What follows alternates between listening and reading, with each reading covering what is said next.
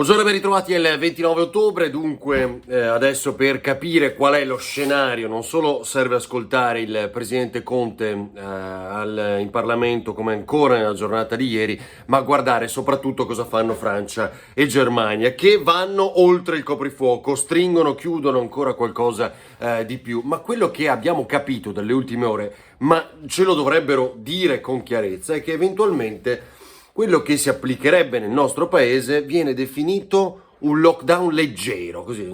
Ricordate quando parlavamo già quest'estate del profumo di lockdown? Bene, questo lockdown leggero, questo lockdown morbido, cosa sarebbe di fatto? Quello che chiude le città dopo una certa ora, quindi non lo possiamo chiamare coprifuoco, ma è così. Chiude determinate attività, non le possiamo chiamare lockdown, ma è così di certo, almeno per quei mondi che crescerebbero sempre di più col passare delle settimane e che potrebbe arrivare di qui a qualche giorno, non certo il 24 novembre, ma addirittura si vocifera già il 9, cioè si esce la mattina per andare a fare la spesa, per andare al lavoro, per andare dal medico e mi pare di capire poco altro. Finito il lavoro si torna a casa, non c'è altro e non ci sarebbe neanche la possibilità di spostarsi tra comuni o regioni e questa volta il controllo sarebbe più rigoroso, questo è l'espressione che si utilizza. Bene, questo non si sa se arriverà, è molto probabile, allora ce lo devono dire perché di fatto ormai lo hanno capito un po' tutti, si vocifera di questo lockdown o come lo vogliamo definire. Dobbiamo trovare una bella espressione che sia un po' più accettabile dalla popolazione mentre continuano le proteste, lo abbiamo capito molto bene. Questo sarebbe diciamo, uno degli scenari molto più probabili perché siamo allo scenario numero 3, lo ha definito Conte. Galli dice che la curva sale molto e quindi la preoccupazione c'è e ci deve essere in tutti quanti. E questo potrebbe essere diciamo, l'orizzonte di qui a poco. Allora vi faccio vedere rapidissimamente che cosa dice. Il gruppo G di oggi del Veneto titola così: test rapidi inaffidabili, perché è una dichiarazione di Crisanti dopo aver verificato alcuni di questi test e vi assicuro c'è di nuovo l'affaire Crisanti sui giornali oggi, fantastico, blocco morbido, ecco il piano ed è quello che vi ho citato poco fa.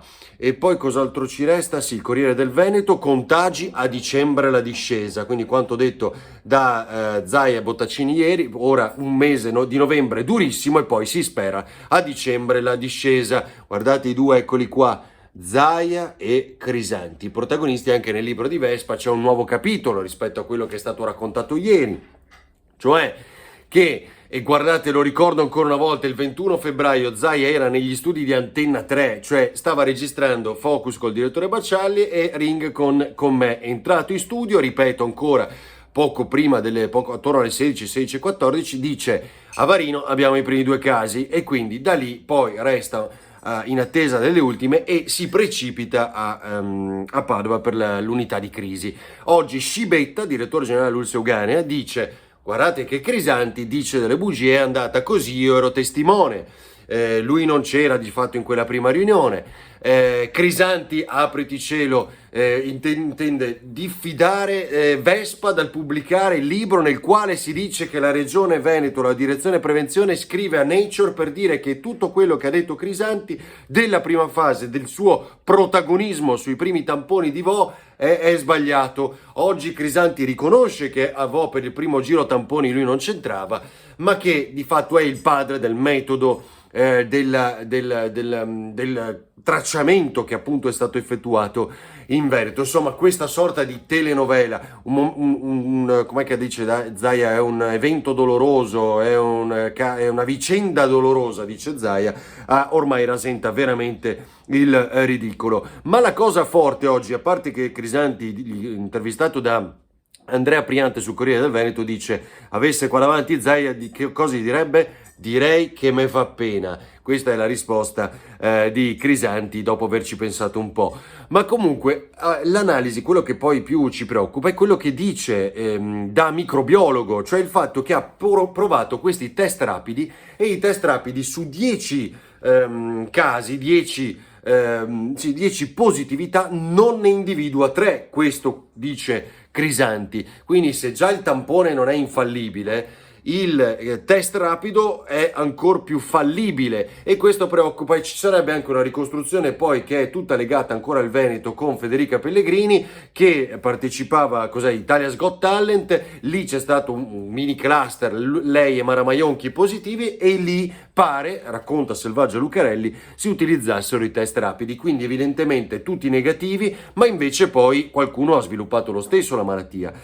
Bene, voglio andare velocissimamente a quello che riguarda l'analisi che ha fatto Fondazione Nord-Est e che dice che lo smart working, attenzione, oltre a isolare i quartieri, a far fallire le attività perché nei grandi centri direzionali non c'è più nessuno che va a mangiare nei bar e nei ristoranti lì vicino, lo smart working in realtà non incentiva i giovani paradossalmente, ma servono persone più anziane e rodate che sappiano anche autogestirsi oltre che gestire il sistema. Quindi è veramente una cosa che non ci aspettavamo ed emerge da questa analisi come si chiama, della Fondazione Nord-Est. Bene, ci vediamo poi questa sera a Ringa alle 21:05 su Tele4. L'ultima cosa che voglio dire, sono nati i capigruppo del Consiglio regionale. Alberto Villanova è capogruppo della lista Zaia, Giuseppe Pan capogruppo della Lega, poi Erika Baldin per il Movimento 5 Stelle, Elena Nostra per il Veneto che vogliamo ovviamente, e Cristina Guarda per quanto concerne Europa Verde. Ancora l'affaire, anche qui Lorenzoni, che non si capisce come mai vada nel gruppo misto, là dove ci sono due leghisti che hanno occupato anche quel presidio di possibile opposizione, ma ci sono due leghisti a comandarlo e Lorenzoni si ritrova lì. È strano, una delle giustificazioni che è stata data è perché anche il personale che attualmente è nel centro-sinistra meno rappresentato rispetto al passato, così avrebbe, personale in regione, avrebbe ancora un futuro all'interno di Palazzo Ferrofini. Qui la protesta da Trieste a Gorizia, così moriamo, fateci